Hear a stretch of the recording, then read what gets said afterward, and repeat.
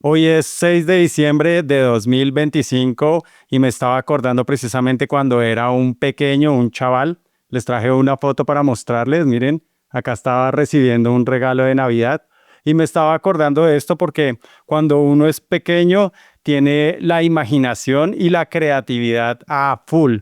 Pero bueno, no le demos más vueltas y comencemos. Esto es fotografía local. Es verdad que cuando uno es pequeño tiene esa creatividad muy llena, tanto que me acuerdo que jugaba en la casa de mi abuela con los muebles, con los cojines y hacía un castillo y jugaba con mis primas y con mis primos ahí y el mundo exterior se quedaba pequeño frente a lo que estábamos viviendo en ese momento. Pero lamentablemente a medida que uno va creciendo, pues esa creatividad se va perdiendo y uno se da cuenta tarde, ¿no? Por eso siempre uno escucha a las personas, no, es que cuando yo era niño hacía esto, hacía lo otro, muy decepcionadas porque eso se va perdiendo.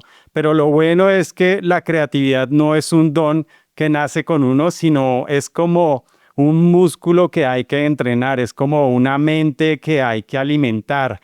Entonces, démosle la bienvenida a Nico y preguntémosle por qué cree que a los creativos nos es tan difícil alimentar la creatividad. Hola, Nico.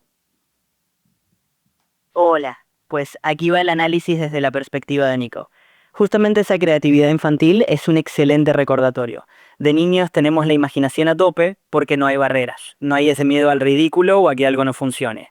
Ahora, un subtema interesante aquí es cómo los creativos adultos puedan recrear esas condiciones.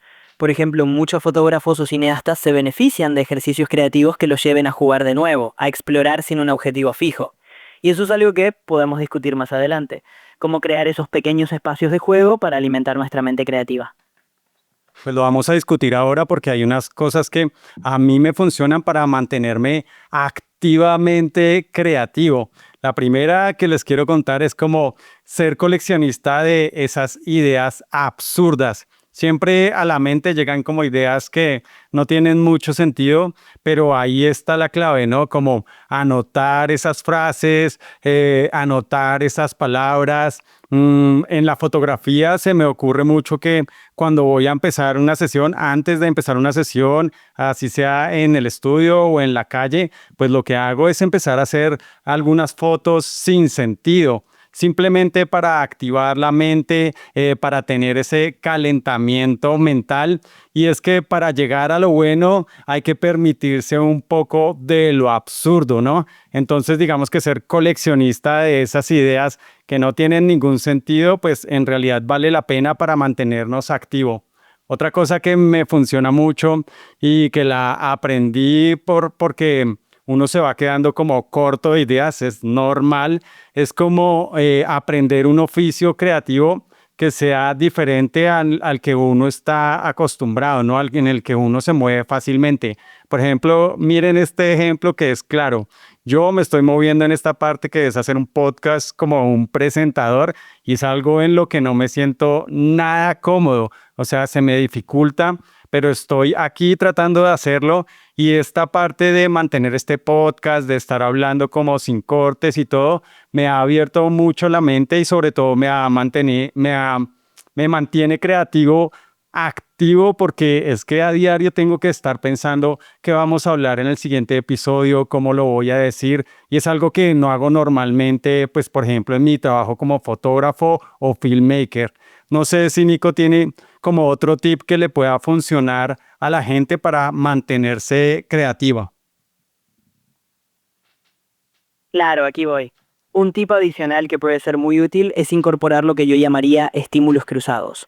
Es decir, si eres fotógrafo o cineasta, probar con algo como la música, la pintura o incluso la escritura creativa puede abrir caminos nuevos en tu cabeza. Así como tú dices, al salirte un poquito de tu zona de confort, por ejemplo haciendo este podcast, descubres formas frescas de mantener la creatividad activa.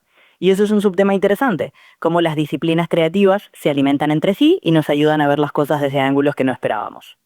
Sí, me acuerdo mucho, otra que no tenía acá a la mente, pero ya que Nico lo comenta, me acuerdo mucho de interesarme en la pintura mucho después de haber sido fotógrafo.